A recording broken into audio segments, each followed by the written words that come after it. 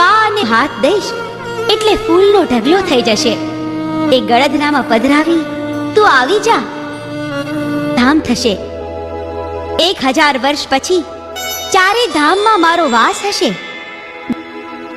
ગળધરા, માટેલ, રાજપરા અને વરાણા આ મારા મુખ્ય ધામ હશે. આવડ માના થડા દરેક ચારણના નીચડામાં હશે.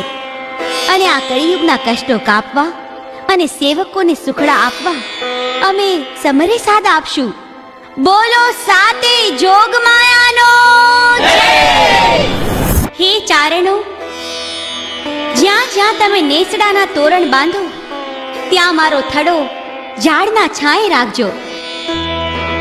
દશેરાના દિવસે લાપસી કરી અમને જમાડજો.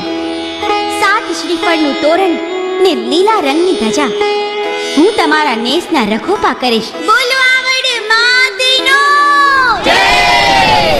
હે માલધારીઓ, હું તમારા માલઢોરને રોગથી બચાવીશ. મારા નામ લઈ 7 ગાંઠું વાળો દોરો ઢોરના પૂંછડે બાંધજો. આય સાસઈ માનો હું હોલ સૌ. હોલા પર બેસી ગમે ત્યારે હું પ્રગટ થઈશ.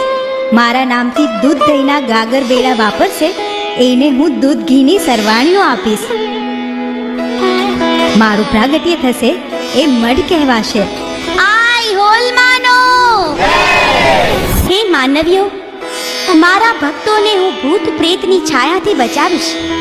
હું ડાકણોને ડાકના ડહકારે ભગાડીશ. મારા ભક્તોના પરિવારની હું રક્ષક અને બાબરો ભૂત સહાયક રહેશે. આય ગેલ માનો.